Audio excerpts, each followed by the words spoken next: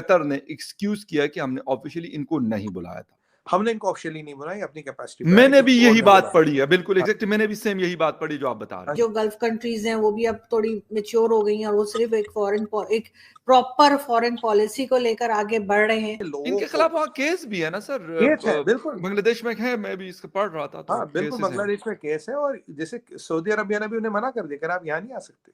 कि जो एनजीओज हैं, फेक एनजीओज टेरर फंडिंग में इन्वॉल्व हैं, उनके अगेंस्ट हम सख्त एक्शन करेंगे। और उसके इसी हवाले से उन्होंने पाकिस्तान को भी हिट किया, ये भी बोला कि पाकिस्तान में भी ऐसी एनजीओज काम कर रही हैं, ऐसी ऑर्गेनाइजेशंस काम कर रही हैं। लास्ट में अब एक जो चीज़ है कि वो रह गई है कि कह रहे हैं कि जी जनरल आसिम मुनीर जो हैं वो तो उनके ऊपर शायद कुछ लोगों को एतराज़ हो, उनके कमीशन की बुनियाद बना के उसको या उनके रिटायरमेंट को। और अगर नरेंद्र मोदी जी हैं तो शायद मुस्लिम कंट्रीज के साथ इतने टर्म्स नहीं होंगे, लेकिन हमने उसका अपोजिट देखा। अवार्ड्स भी दिए उन्होंने कई लोगों ने, जो है कई कंट्रीज की तरफ से, और टर्म्स भी हमने देखा कि बेहतर हो रहे हैं। क्योंकि जो इस पे कारकर्दगी है और इसमें करीब करीब ऑलमोस्ट 6-7 इस्लामिक कंट्रियों को छोड़ के शायद हर कंट्री में he is not allowed to go. Nobody wants him except Malaysia and all, क्योंकि ये this man is a perennial liability.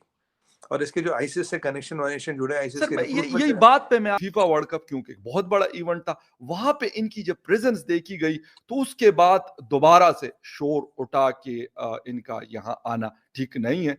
और इंडिया ने ऑफिशियली तो नहीं बताया, लेकिन कुछ इंडियन एक दो मिनिस्टर्स की मैंने स्टेटमेंट्स पढ़ी है कि शायद इंडिया ने ये बात कतर के साथ उठाई है। और कुछ इंडियन मीडिया ने रिपोर्ट भी किया है कि कतर ने एक्सक्यूज किया कि हमने ऑफिशियली इनको नहीं बुलाया था। क्या है क्या नहीं है, स्टोरी क्या है? अब हुआ कि फीफा वर्ल्ड कप में जगदीश धनखड़ साहब जो हमारे वाइस प्रेसिडेंट है, उनको इनॉग्रेशन के लिए बुलाया गया। तभी खबर निकाली गई भाई जाकिर नायक आ रहा।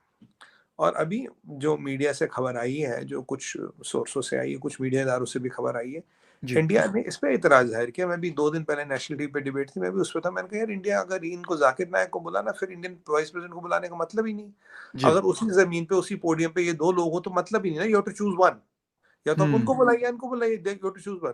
फिर कतर का क्लैरिफिकेशन शायद आया है, I can not confirm, but मैंने भी कहीं पढ़ा है कि भाई हमने इनको ऑफिशियली नहीं बुलाया, अपनी कैपेसिटी पे। मैंने भी यही बात पढ़ी है, बिल्कुल एग्जैक्ट, मैंने भी सेम यही बात पढ़ी जो आप बता रहे हैं। हमने पढ़ा है कि कतर का कह रहा था भाई साहब हमने इनको नहीं बुलाया, खुद आया है और हमने इनको नहीं बुलाया। तो ये कंट्रोवर्सी वहां से शुरू हुई, क्योंकि जो इस पे कारकर्दगी है और इसमें करीब करीब ऑलमोस्ट 6-7 इस्लामिक कंट्रियों को छोड़ के शायद हर कंट्री में he is not allowed to गो।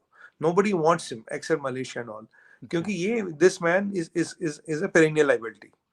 और इसके जो आईसिस से कनेक्शन जुड़े, आईसिस के यही बात पे मैं आना चाह रहा था कि ये कुछ इस किस्म की चीजें जो मैंने थोड़ी बहुत पढ़ी थी और फिर मुझे जो समझ आई वो ऐसा था कि वो उस आइडियालॉजी को शायद ये काफी हद तक सपोर्ट करते रहे। उनकी जो चीजें थी, जो खिलाफत वलाफत की कहानियां उन्होंने सुनाई हमें, सीरिया और इराक की जो तबाही थी, if I am not wrong, तो गालिबन थोड़ा बहुत ये नहीं बल्कि काफी हद तक सॉफ्ट कॉर्नर रखते थे उन चीजों के लिए। नहीं, सॉफ्ट कॉर्नर नहीं रखते थे, लोगों को प्रोत्साहित करते थे, मुस्लिम यूथ को रेडिकलाइज करने का बड़ा काम करते थे। राइट, तो ये मुस्लिम यूथ को रेडिकलाइज करने का, he was a very sophisticated operator. फिर जब इसने आईसिस की रिक्रूटमेंट में इसका नाम आया, जब टेररिस्ट कह रहे we are influenced by Zakir Naik, जो बांग्लादेश में उन्होंने बहुत बड़ा टेरर अटैक किया था, शायद 17-18 लोग मरे थे बांग्लादेशी उसमें, तो उन्होंने कहा तो we are radical, we are influenced by Zakir Naik. अब ये जो पढ़े लिखे लोग, इनके खिलाफ वहाँ केस भी है ना सर? केस है, बिल्कुल बांग्लादेश में है, मैं भी इसको पढ़ रहा था तो हाँ बिल्कुल बांग्लादेश में केस है। और जैसे सऊदी अरबिया ने भी उन्हें मना कर दिया, आप यहाँ नहीं आ सकते। जब ये पोल पट्टी खुल गई ना, पहले तो एज प्रीचर गए, नॉर्मल बंदे गए तो ठीक है, कोई दिक्कत नहीं। भाई आप मुसलमानों, आपको हज करने आना, आपको कोई रोक थोड़ी नहीं आ सकता, आपका हक है, बिल्कुल सही, बिल्कुल सही। वो तो एमबीएस ने तो पीछे भी बोला जिसको भी हज करने आना आ सकता, कोई आपत्ति नहीं। पर यहाँ अगर आप पॉलिटिक्स करने आओगे तो मैं उठा के जेल में डाल दूंगा भाई। बिल्कुल, वो तो उसका क्लियर स्टैंड है। आपको यहाँ जियारत करने और बहुत अच्छी बात है ये, बिल्कुल। आप बहुत अच्छी बात है। पॉलिटिक्स से मत मिलाइए, पॉलिटिक्स करना हमारा काम है, आपका काम है रिलीजन करना। अपना मुल्क है, उनका वो जाने, उनका काम जाने। हाँ, तो अब यहाँ पे जब ये पोल पट्टी खुलती है तो फखर भाई, तब से इनका हर जगह एंट्री बंद हो गई है। और पता नहीं मलेशिया ने इनको क्यों रखा। मलेशिया का इसका बड़ा इम्पैक्ट भी मैं आपको बताऊं, मलेशिया के साथ हमारा काफी बिजनेस था, हम बहुत पाम ऑयल इंपोर्ट करते थे, हमने पाम ऑयल इंपोर्ट बंद कर दिया बांग्लादेश से।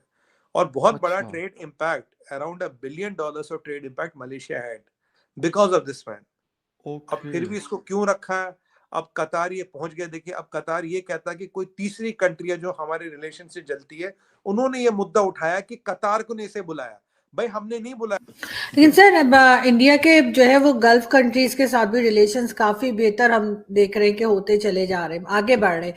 वरना पहले तो बहुत पाकिस्तान में स्पेशली लोगों को लगता था कि बीजेपी की गवर्नमेंट है और अगर नरेंद्र मोदी जी हैं तो शायद मुस्लिम कंट्रीज के साथ इतने टर्म्स नहीं होंगे, लेकिन हमने उसका अपोजिट देखा। अवार्ड्स भी दिए उन्होंने कई लोगों ने जो है कई कंट्रीज की तरफ से, और टर्म्स भी हमने देखा कि बेहतर हो रहे।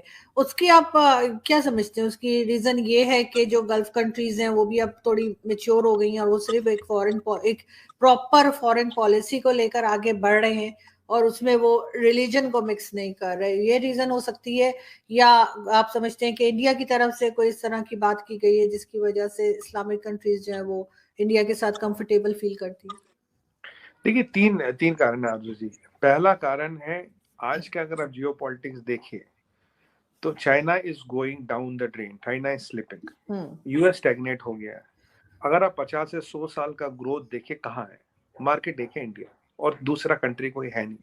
ये अब इकोनॉमिक पैरामीटर्स बता रही है, मैं नहीं बता रहा, ठीक है। अब आप ये भी देख रहे हैं कि अमेरिकन यूनिवर्सिटीज में आईवी वाई लीग यूनिवर्सिटीज में अब खुले आम अब ये बात हो रही है कि जो चाइना नंबर देता है फर्जी, में तो शुरू से कहता था फर्जी नंबर देता, अब तो अमेरिकन यूनिवर्सिटीज में थिंक टैंक्स में खूब आम बात हो रही है। लोग तो ये कहते हैं कि 60-70% तक ये फर्जी हो सकता है ये नंबर जीडीपी का, क्योंकि चाइना का जीडीपी एक ऐसा जीडीपी है जिसको 5 इदारे 5 नंबर देते हैं, बाकी किसी के जीडीपी में ऐसी एम्बिग्युइटी नहीं होती, चाइना का ही ऐसा होता है। तो अब China is slipping, US is stagnating, market India है, पॉइंट नंबर 1। तो more of compulsion. Point number 2, जो मोदी जी का आउटरीच है, जो फॉरेन पॉलिसी है, वो बहुत बेहतरीन रही है। That is for trade and business. आपका मजहब आपके घर में, मेरा मजहब मेरे घर में, काम करना है काम करते हैं, काम करना चाहिए।